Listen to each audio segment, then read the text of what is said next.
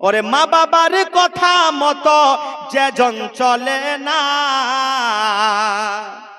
মা বাবার কথা মতো যেজন চলে না, আল্লাহ রাসূলের দয়া তারা পাবে না। হায়রে আল্লাহ রাসূলের দয়া তারা পাবে না। মা বাবার কথা মতো যেজন চলে না, আল্লাহ রাসূলের দয়া তারা পাবে না। হায়রে আল্লাহ রাসূলের দয়া তারা পাবি না। আরে মা বাবা তোর অতি আপন, মা বাবাকে কর যতন, মা বাবাকে অতি আপন, মা বাবা তোর অতি আপন, মা বাবাকে কর যতন। আরে মার কলিজায় আঘাত দিলে আল্লাহ সহে না, মার কলিজায় আঘাত দিলে আল্লাহ সহে না। আল্লাহ নবীজির দয়া তারা পাবি না। হায়রে আল্লাহ নবীজির দয়া তারা পাবি না। শুধু তাই নয় যে মা বাবা দোয়া দিলে আপনার দোয়া কবুল হবে, আরে মা বাবার ওসিলায় যদি তুমি কিছু কোনো দোয়া করো আল্লাহ তাবারক ওয়া তাআলা ওই দোয়াটাও কবুল করবে। জোরে বলে মা বাবার ওসিলা নিয়ে যেরকম আমরা দুয়ার মধ্যে ওসিলা চাই না, আল্লাহ এই বাবার ওসিলায় এই কাজটা যেন আমার হয়ে যায়, আল্লাহ তোমার রাসূলের ওসিলায় তোমার রাসূলের সাদকায় আমার এই কাজটা হয়ে যায়। সেই রকম কোন মানুষ যদি নিজের মা বাবার ওসিলা চায়, আল্লাহ তাবারক ওয়া তাআলার মা বাবারও ওসিলা আল্লাহ নিজের দরবারে কবুল করেন। বনি ইসরাইলের জামানা, গভীর মনোযোগ দিয়ে শুনবেন বাবা। তিন ব্যক্তি নিজের কাজ কর্মের জন্য চলে যাচ্ছেন কোন জায়গা কাজ তালাশ করার জন্য। যেতে যেতে এমন বাদল, এমন বৃষ্টি শুরু হলো, তাদের লুকাবার আর কোনো জায়গা নাই, পালাবার আর কোনো জায়গা নেই। গর্তের মধ্যে লুকিয়ে গেলেন।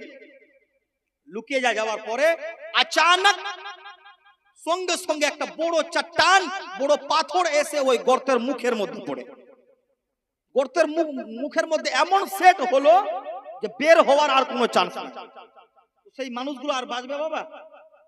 সেই মানুষগুলো বাঁচবে? আর তিন মানুষ গর্তের মধ্যে পড়ে, গর্তের মুখ বন্ধ, ভিতরে অন্ধকার। তার মধ্যে একজন বলতে লাগলো, এই গর্ত থেকে দুনিয়ার মানুষ কোনো আমাদেরকে বাঁচাতে পারবে না। যেই গর্তের মধ্যে সূর্যের আলো আসে না, যেই গর্তের মধ্যে বাইরের কোনো বাতাস আসে না, এই গর্ত থেকে দুনিয়ার কোনো মানুষ বাঁচাতে পারে না। একমাত্র বাঁচাতে পারলে আমার আল্লাহ বাঁচাতে পারবে, আমার আল্লাহ বাঁচাতে পারবে। এই কথা বলার পর তিনজনের মধ্যে একজন বলতে লাগলো, ভাইয়া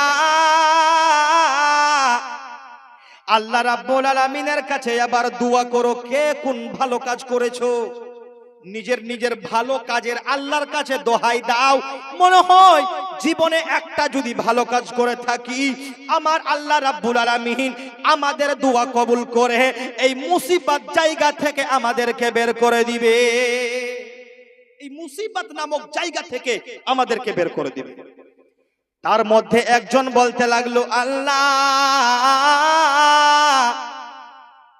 আমি একদিন বাড়ির মধ্যে ছিলাম, বাড়ির মধ্যে থাকাকালীনে আমার চাচার মেয়ে, আমার চাচাতো বোন আমাকে জেনার জন্য, জেনা করার জন্য, খারাপ কাজ করার জন্য আমাকে বলেছিল। আমি সেই কাজটা করার জন্য প্রস্তুত হয়ে গেছিলাম, আমি জেনা করার জন্য রাজি হয়েছিলাম, আমি জেনা করার জন্য রাজি হয়ে গেছিলাম। কিন্তু মাওলা গো, হঠাৎ করে আমি মনে মনে চিন্তা করতে লাগলাম, আমি এখন চাচাতো বোনের সঙ্গে জেনা করিব। আরে দুনিয়ার আমাকে কোনো মানুষ দেখে না, আল্লাহ তুমি আমাকে দেখতেছো।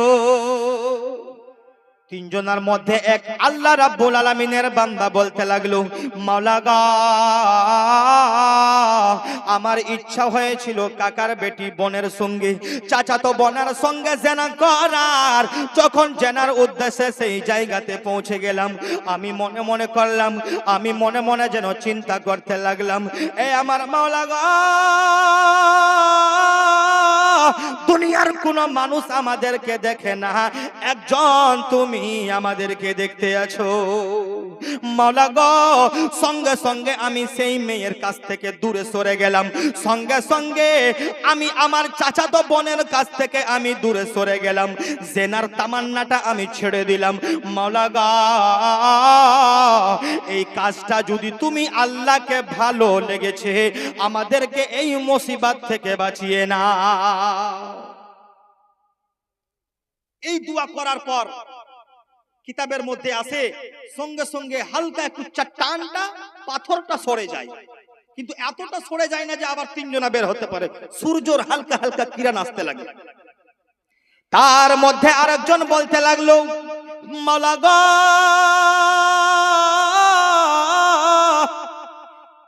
আমি পয়সাওয়ালা মানুষ ছিলাম এক জামানায়। আমার বাড়িতে 4টা 5টা 10টা মানুষ আমার বাড়িতে কাজ করত। একদিন কাজ করতে করতে যেন হঠাৎ করে আমার বাড়ির গোলাম একদিন বাড়ি থেকে হঠাৎ করে চলে যায়। চলে যাওয়ার পরে যে কাজকর্ম করার টাকাটা ছিল, আমি সেই আল্লাহর বান্দাটাকে দেওয়ার জন্য খোঁজাখুঁজি করতে লাগলাম, পেলাম না। তার টাকাটা আমি বাড়ির মধ্যে রেখে দিলাম। এবার সেই মানুষটা বলতে লাগলো, মাওলা গো, এবার কয়েক মাসের পরে এবার ওই গোলামটা ওই খাদিমটা চলে এসেছে টাকা নেওয়ার জন্য। ওই মানুষটা আসার পরে বলতে লাগলো, মালিক, ও আমার আকা, দাও দাও, আমি যে আপনার কাছে কিছু রকম পাবো, কিছু টাকা পাবো, পয়সা পাবো, আমাকে তুমি দিয়ে দাও। সেই মানুষটা বলতে লাগলো, এ আমার গোলাম, এতদিন থেকে তুমি কোথায় ছিলে?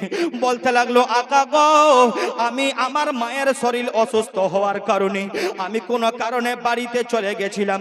এখন আমার উজরাতটা দিয়ে দাও, এখন আমার পয়সাটা দিয়ে দাও। এবার সেই মানুষটা বলতে লাগলো, তোমার টাকা নাই, তুমি যাবার পরে তোমার ওই টাকার আমি ছাগল নিয়েছি। ছাগল থেকে 40 থেকে 50টা অনেকটা ছাগল হয়ে গেছে। ওই যে ছাগলের দল দেখতে পাচ্ছ, সমস্ত ছাগল তোমার আছে, তোমার টাকার ছাগল তুমি সম্পূর্ণ নিয়ে চলে যাও, সম্পূর্ণ তোমার ছাগল আছে, তুমি নিয়ে চলে যাও। সেই মানুষটা বলতে লাগলো, মাওলা গো, যে আমি ছাগলটা সেই মানুষটাকে সম্পূর্ণ দিয়েছি রে আল্লাহ, মাওলা গো, এই কাজটা যদি তুমি আল্লাহর কাছে ভালো লেগেছে, আমাকে এই মুসিবত জায়গা থেকে বের করে দাও। কিতাবের মধ্যে আছে বাবা, পাথরটা আবার যেন সামান্য হেঁটে সরে যায়। সরে যাবার পরে অবশেষে মানুষটা বলতে লাগলো, মাওলা গো, কিছুদিন পূর্বের কথা গো আল্লাহ, আমি নিজের কাজকর্ম করার জন্য, আমি যখন ব্যবসা বিজনেসের জন্য গ্রাম থেকে বাইরে চলে যাই, সন্ধ্যাবেলা আবার যখন বাড়ি চলে আসি, আমি হাতের মধ্যে গিলাসের দুধ নিয়ে মা বাবার দরজার কাছে আমি চলে যেতে লাগলাম। আমার ছোট ছোট বাচ্চা আমি আমার কাছে কান্নাকাটি করেছে, বাবা আমরা অনেক ক্ষুধার্ত আছি, আমরা সারাদিন কোনো জিনিস খাবার খাইনি, আমাদেরকে আপনি দুধ পান করিয়ে দেন। কিন্তু তার বাবা বলতে লাগলো, মাওলা গো, এ আমার বেটা, না না, যতক্ষণ পর্যন্ত আমার মা বাবাকে দুধ পান না করাবো, ততক্ষণ পর্যন্ত বাড়ির কাউকে আমি দুধ পান করতে দেব না। কিতাবের মধ্যে আছে বাবা, সেই মানুষটা, সেই আল্লাহর বান্দাটা মা বাবার ঘরে যাওয়ার পরে মায়ের সিরহানাতে দাঁড়াবার পরে দেখতে লাগলো তার মা ঘুমের মধ্যে আছে। সেই বান্দাটা বলতে লাগলো, মাওলা গো, আমি যদি এখন মাকে জাগিয়ে দিব, জাগাবার পরে যদি আমি খাবার দিব, মনে হয় আমার মা যদি নারাজ হয়ে যায়। কিতাবের মধ্যে আছে বাবা, সেই দুধের গিলাসটা নিয়ে সারা রাত দাঁড়িয়ে দাঁড়িয়ে কাটিয়ে দেয়, সারা রাত দাঁড়িয়ে দাঁড়িয়ে তো কাটিয়ে দেয়। সেই মানুষটা বলতে লাগলো, আল্লাহ, এই কাজটা যদি তুমি আল্লাহর কাছে পছন্দ হয়ে থাকে, মাওলা, আমাদেরকে এই মুসিবত জায়গা থেকে আমাদেরকে পার করে দাও। মুআজ্জাজ সামির কেরাম, পাথরটা আবার সরে যায়, তিনজনা বেরিয়ে যায়। বাবারা ভাইরা, বলার উদ্দেশ্য হলো যে মা বাবার ওসিলা নিয়ে যদি আপনি আল্লাহ তাবারক ওয়া তাআলার কাছে দোয়া করেন, ওই মা বাবার ওসিলার দোয়া আল্লাহ তাবারক ওয়া তাআলা কবুল করে। জোরে বলেন। अपने बच्चों की खातिर तूफान से टकराएगा, माँ जैसे दुनिया में मोहब्बत कौन भला कर पाएगा। जोरे बोलबेन ना। माँ जैसे दुनिया में मोहब्बत कौन भला कर पाएगा, अपने बच्चों की खातिर माँ अपने बच्चों की खातिर तूफान से टकराएगा, माँ जैसे दुनिया में मोहब्बत कौन भला कर पाएगा, माँ जैसे दुनिया में मोहब्बत कौन भला कर पाएगा। একটি কথা আপনাদেরকে আমি বলি, মায়ের হুকুমে নফল নামাজ তরক করা হুকুম আছে। মা যদি আপনাকে সাড়া দেয়, ডাকে নিজের খিদমতের জন্য, ওই সময় যদি আপনি নফল নামাজ পড়ার জন্য যাচ্ছেন, মা যদি আপনাকে ডাকে, নামাজটাকে বাদ দিয়ে ত্যাগ করে আগে মায়ের হুকুম আপনার উপরে ফরজ আছে। মায়ের কথা আগে আপনাকে মানতে হবে।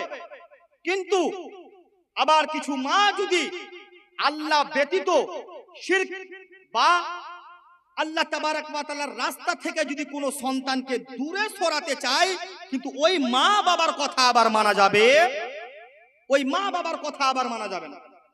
মা যদি আপনাকে আল্লাহর রাস্তা থেকে বিরত রাখে, দূরে সরিয়ে দেয়, ওই মায়ের কথা আবার মানা যাবে না। আমার দয়ার নবী মুস্তাফা সাল্লাল্লাহু আলাইহি ওয়াসাল্লামের এক সাহাবী, যার নাম চিনার হযরতে সাআদ ইবনে আবি ওয়াক্কাস, নাম শুনেছেন? আশারায়ে মুবাশশারার মধ্যে ইনিও একজন।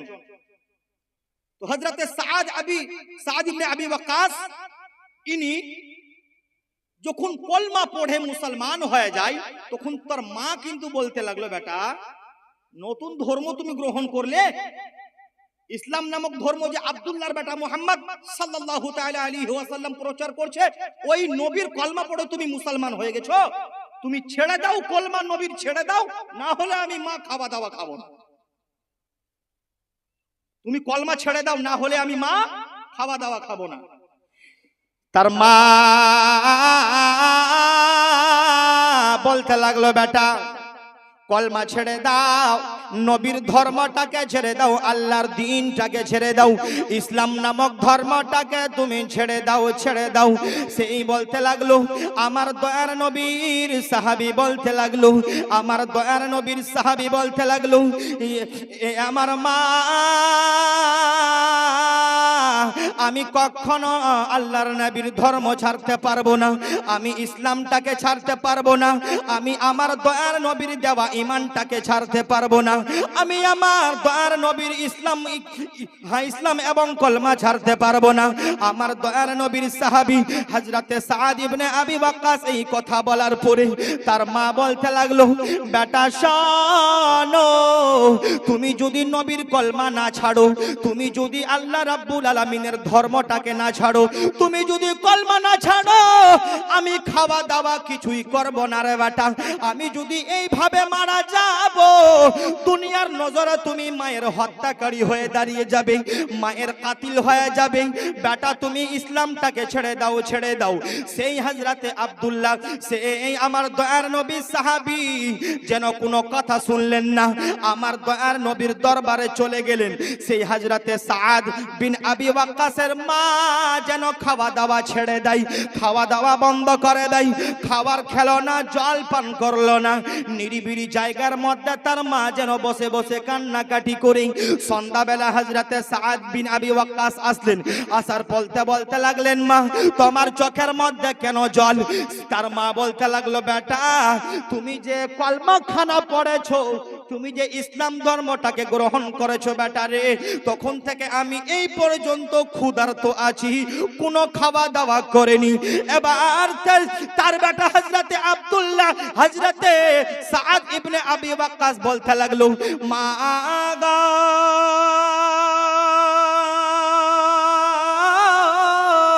তুমি এই রকম করিও না, তোমার মতো মায়ের একটা কেন না 100টা আত্মা যদি তোমার বেরিয়ে যায়, 100 বার যদি তুমি মরে যাও, আমি আল্লাহর নবীর দেওয়া ইসলামটাকে ছাড়তে পারবো না। হযরতে সাদ ইবনে আবি ওয়াক্কাস বলতে লাগলেন, মা আপনি একবার কেন, আপনার যদি 100 বার আত্মা এসে আবার বেরিয়ে যায়, আবার জিন্দা হও, আবার মরে যাও, 100টা জান যদি আপনার চলে যায়, আমি সাদ কোনদিন নবীর দেওয়া কলমাটাকে ছাড়তে পারবো না। তখন আল্লাহ তাবারক ওয়া তাআলা এক আয়াত নাজিল করলেন, এ আমার দয়ার নবী দুনিয়ার মানুষকে বলে দেন যে যার মা বাবা যদি সঠিক পথ সিধা রাস্তা নিজের খিদমতের জন্য যদি তাকে ছেলেকে লব্বাইক মা বলে উপস্থিত হতে হবে হতো। এবার যদি আমি আল্লাহ তাবারক ওয়া তাআলার রাস্তা ছাড়া অন্য রাস্তা অর্থাৎ শিরক যদি করতে বলে বা আল্লাহ তাবারক ওয়া তাআলার ইবাদত যদি ছাড়তে বলে, ওই মায়ের কথা কোনোদিন মানা যাবে? ওই মায়ের কথা কোনোদিন মানা যাবে না। বাবারা ভাইরা, আমার দয়ার নবী সাল্লাল্লাহু আলাইহি ওয়াসাল্লামের দরবারে এক সাহাবী রাসূল আসলেন। আসার পরে বলতে লাগলেন, ইয়া রাসূলুল্লাহ, ইয়া হাবিবাল্লাহ, আমি এক মান্নাত করেছিলাম যে আমার যদি এই কাজ হয়ে যায়, মান্নাত বুঝতে পারছেন তো আপনারা? আমরা মানামানি করি না, এই কাজটা হলে আমি 2টা নফল রোজা রাখবো বা নফল নামাজ পড়বো, মসজিদে দান করব, মাদ্রাসায় সাদকা দিব, এরকম করি না আমরা? জি, সেই রকম এক সাহাবী মান্নাত করলেন। মান্নাতটা ছিল কি যে আমার এই কাজ যদি হয়ে যায় তো আমি জান্নাতের উপরের চৌখাটের হিস্সা এবং জান্নাতের নিচলা হিস্সা আমি চুম্বন খাবো। বলবেন না সুবহানাল্লাহ? সেই সাহাবীর রাসূল ইত্তেফাক, কাজ পূর্ণ হয়ে যায়। কাজ সম্পূর্ণ হয়ে যাওয়ার পরে আমার দয়ার নবী মুস্তাফা সাল্লাল্লাহু আলাইহি ওয়াসাল্লামের কাছে আসে, ইয়া রাসূলুল্লাহ, ইয়া হাবিবাল্লাহ, আমি এইরকম মান্নাত করেছিলাম, আমার কাজ পূর্ণ হলে আমি জান্নাতের উপরের হিস্সাতে চুম্বন খাবো আর আমি নিচনের হিস্সাতে চুম্বন খাবো। এখন আমি কি করি? আমার দয়ার নবী মুস্তাফা সাল্লাল্লাহু আলাইহি ওয়াসাল্লাম বললেন, তোমার কি বাবা বেঁচে আছে? সেই সাহাবী বলতে লাগলো, ইয়া রাসূলুল্লাহ, আমার বাবা বেঁচে আছে। তাই আমার দয়ার নবী বললেন, তোমার কি মা বেঁচে আছে? সেই সাহাবী বলতে লাগলো, ইয়া রাসূলুল্লাহ, আমার মাও বেঁচে আছে। আমার দয়ার নবী বললেন, সাহাবী শোনো, যাও তুমি নিজের বাবার কপালের মধ্যে চুম্বন দাও, আল্লাহ তোমার জান্নাতের উপরের হিস্সার চুম্বন খাওয়ার মান্নাত পূর্ণ করে দিবে। আর তুমি বাড়ি যাও, মায়ের কদমের মধ্যে চুম্বন দাও, আল্লাহ রাব্বুল আলামিন তোমার মান্নাতের কবুল করে নিবে। অর্থাৎ এক সাহাবী রাসূল আবার বললেন, ইয়া রাসূলুল্লাহ, যদি মা বাবা বেঁচে না থাকে আর কেউ যদি এইরকম কসম খেয়ে ফেলতো, আমার দয়ার নবী বললেন, তখন বাবার কবরের মাথার দিক দিয়ে চুম্বন যেন সেই ব্যক্তি দেয়, আর মায়ের পায়ের দিকে চুম্বন দিলে আল্লাহ তাবারক ওয়া তাআলা কবুল করে নেবেন। জোরে বলেন, আর একটু জোরে। ওরে মায়ের কান্দন যাবতে জীবন, 2-4 মাস বোনের কান্দনি রে, ওরে ঘরের পরি বাইরের কান্দন কয়েকদিন পরে থাকে না, বুকের দরদি আমার জনম দুঃখী মা। জোরে বলেন আরেকবার মোহাব্বতে, গর্ভধারণী মা, জনম দুঃখিনী মা, বুকের দরদি আমার জনম দুঃখী মা। আরে আমার বেজপুরার বাবা, সেই আল্লাহ রাব্বুল আলামিন নিজের অধিকারের পরে নিজের মা বাবার সঙ্গে সদ্ব্যবহার করার জন্য বলেছেন। কেন বলেছেন বাবা? গভীর মনোযোগ দিয়ে শুনবেন। আহারে তোমার মা সন্তানের জন্য কতই না কষ্ট করেছে, সন্তানের জন্য না কতই দুঃখ করেছে। যখন তুমি তোমার মায়ের গর্ভের মধ্যে আসো, তোমার মা সহ্য করতে পারে না, তোমার মা ভালো করে ঘুমাতে পারে না। 1 মাস 2 মাস যখন হয়ে যায়, তুমি তোমার মায়ের পেটের মধ্যে যখন বড় হতে শুরু করলে, বাবারে তোমার মা যখন ঘুমের ঘরে যায় ঘুমানোর জন্য, আবার তুমি তোমার মায়ের পেটে লাথি মারো, তোমার মা ঘুমাতে পারে না, তোমার মা উঠে বসে যায়। তোমার মা উঠে বসে যাবার পরে আবার আমি তুমি পেটের মধ্যে লাথি দিয়েছি, আবার মা দাঁড়িয়ে যায়, আবার যখন লাথি মেরেছি আবার মা নিজের পেটখানা ধরে দাঁড়িয়ে যায়, দাঁড়িয়ে দাঁড়িয়ে কান্নাকাটি করে। ওই মা জননী আজকে যাদের নারাজ হয়ে বাড়িতে আছে, বাবা জালসা শুনে আপনার জালসা শুনে আপনি কামিয়াবি হাসিল করতে পারবেন না, জালসা শুনে নিজের ঈমানটাকে শুধু তাজা করতে পারবেন না রে বাবা। যাদের মা বাবা নারাজ আছে, মায়ের কদমের মধ্যে গিয়ে নিজের ক্ষমা চাও, নিজের বাবার হাত ধরে ক্ষমা চাও। আরে মা বাবা যদি আপনার প্রতি রাজি হয়ে যায়, আমার আল্লাহ রাজি হয়ে যাবে। মা যদি আপনার প্রতি রাজি হয়ে যায়, আমার আল্লাহ তাবারাক ওয়া তাআলা রাজি হয়ে যাবে, আল্লাহ খুশি হয়ে যাবে।